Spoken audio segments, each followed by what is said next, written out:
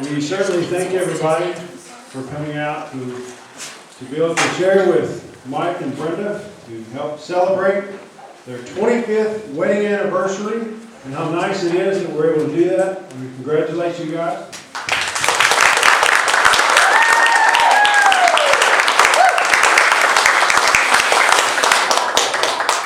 So we performed a little bit of entertainment, and we have been working feverishly on this entertainment for the last 7 or 8 hours. And so we hope you appreciate it. I'd like to begin by singing a song.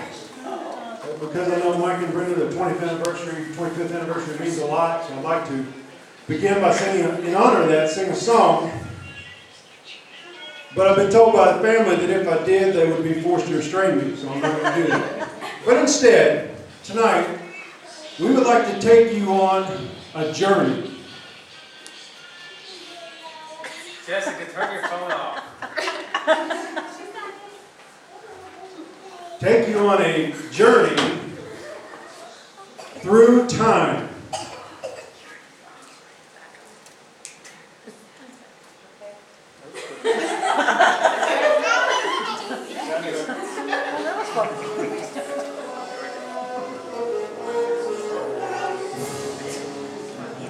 Yes, a journey with Mike and Brenda. Indeed, being married for 25 years, well, that's quite an accomplishment these days. After all, most people don't have the same car for 25 years, don't even live in the same house for 25 years. Yet the two of you have been together for these 25 years. Had your ups, had your downs. And tonight we're going to explore some of the things that happened. But really what's on our mind is the question that we're all asking, how did this start? I mean, how did Michael Charles Aguire end up marrying Brenda Gail Kirkland? Well, it started like this, the first date.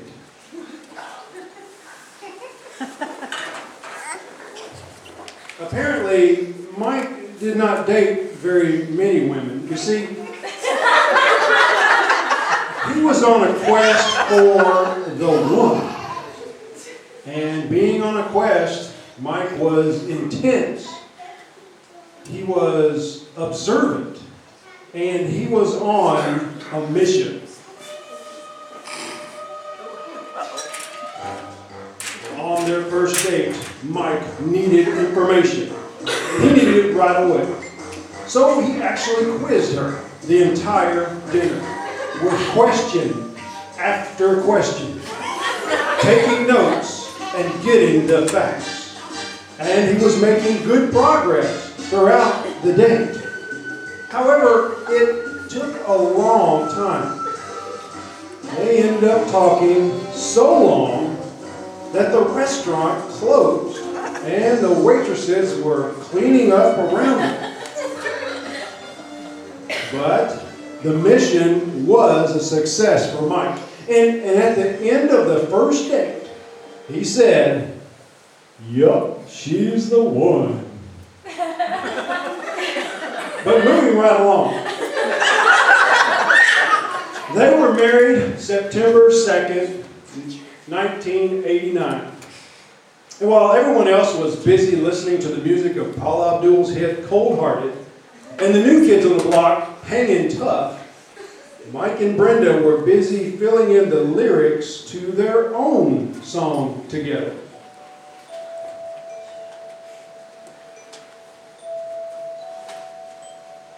And that's when it happened. Brenda was at home with young Josh and Jeremy when there was a knock on the door.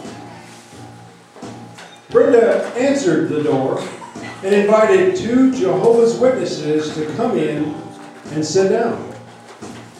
She listened as they showed her Bible truths, and she was delighted in what she heard.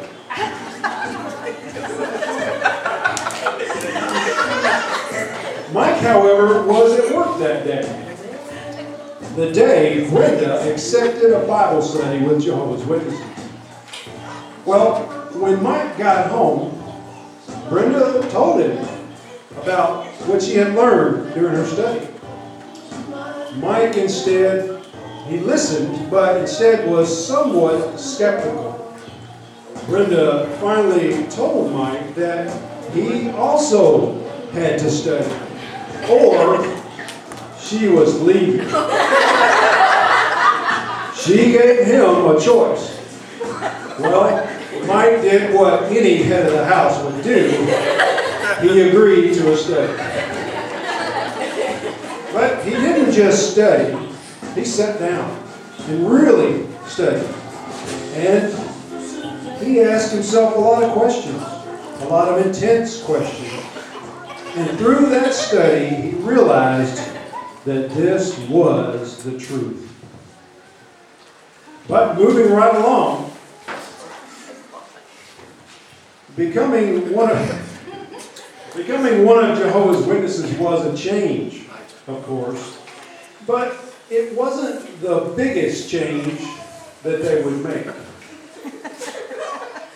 At least not for Brenda. You see, Mike had lived various places throughout the country. But Brenda, well, Brenda had only lived in Rhode Island. So moving to Tennessee was a huge culture shock for Brenda. Besides, Brenda was pregnant with Ben when they moved to Tennessee. She was very pregnant with Ben. And if that was not challenging enough, the first time they went to McDonald's in Tennessee, she tried to order an iced coffee. But remember, McDonald's didn't have iced coffee at that time in the South. And they certainly had never heard a very pregnant Rhode Island woman try to order iced coffee in the South. I mean, it took the McDonald's employee 5 minutes to even understand what Brenda was saying because of her thick Rhode Island accent. And when they figured it out, what she was saying, he gave her hot coffee with 3 ice cubes in it because they had never heard of iced coffee. But moving right along, you see, there are many, many stories that we could probably talk and tell you about, we could relate. There's just not time for all of them. You'd agree with that, wouldn't you, Mike? There's just no time for all of them. But there was this one time. A couple of years after they moved to Tennessee, they lived next to a farm. Even the farmer that lived next door, when he saw Brenda, he knew she was a little different. Again, this was a big change for Brenda, and it took a lot of getting used to. Well, one morning, they woke up to find a cow on the front porch, staring through the window. When Brenda saw the cow, she completely flipped out screaming, just like you saw here. Some even said she was utterly hysterical. Utterly hysterical. But moving right along, Mike and Brenda and the family finally started getting used to being in Tennessee. But Tennessee was having a hard time getting used to them.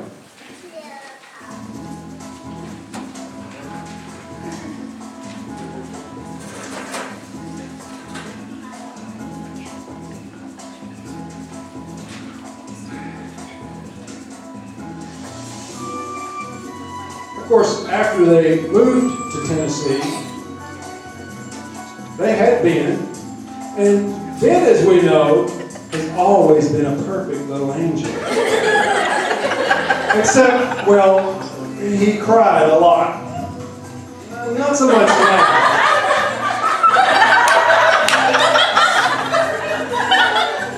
much now, but when he was a baby, he cried a lot. Ben especially cried at the meeting. But oddly enough, not everybody remembers this because at their very first meeting in Tennessee, Josh and Jeremy are the ones everybody remembers. You see, at that very first meeting in the Kingdom Hall, little Josh and Jeremy decided it would be a good time for a fist fight. Which they did in the Kingdom Hall and proceeded to knock over an entire row of chairs. Yes, the Aguire family sure knows how to make a great first impression. And to this day, it is the most exciting thing to have ever happened in McMinnville. Well, the rest is history. Brenda started pioneering first, and all three of her sons followed, each pioneering for at least 5 years. Mike was also able to pioneer with the family for some time. And then came the daughter-in-laws, the grandchildren. By the way, the grandkids call them Pop-Pop and Grammy. Pop-Pop and Grammy?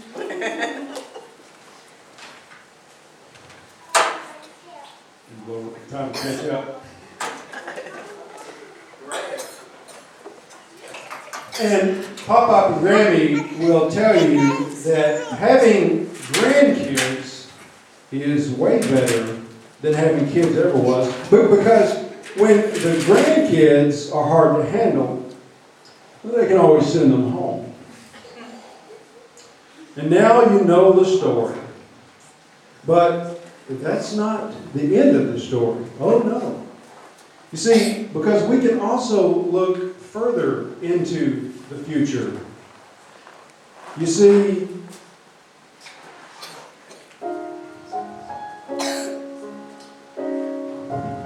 in the future, Mike and Brenda, if they ever make it to the future, Mike and Brenda will experience perfection with perfect minds.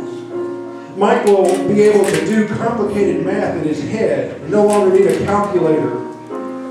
They will both have time to pursue some of the things that they've always wanted to do. While Brenda can spend time exploring as a cave spelunker. And Mike can finally have time to perfect his love of painting and art.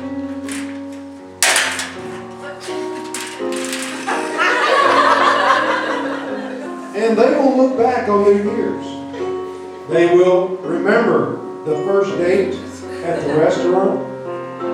They will remember coming to learn the wonderful truths in the Bible. They will remember their adventures together, the love and the laughter. And they will remember this really cool skit that was performed at the 25th anniversary party in Clarksville, Tennessee.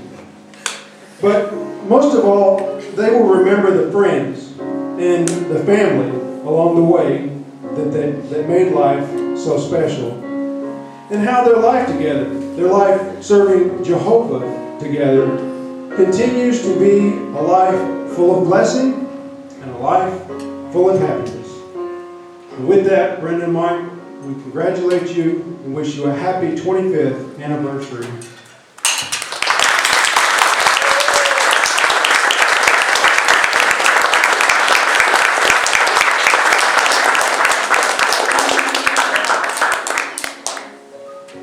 I'd like to remind you too that there's still opportunities to get your picture taken. You can also have your picture taken with the cast of tonight's performance, if you'd like. Some of which will be signing autographs later. Thank you all for coming and enjoying the rest of the evening.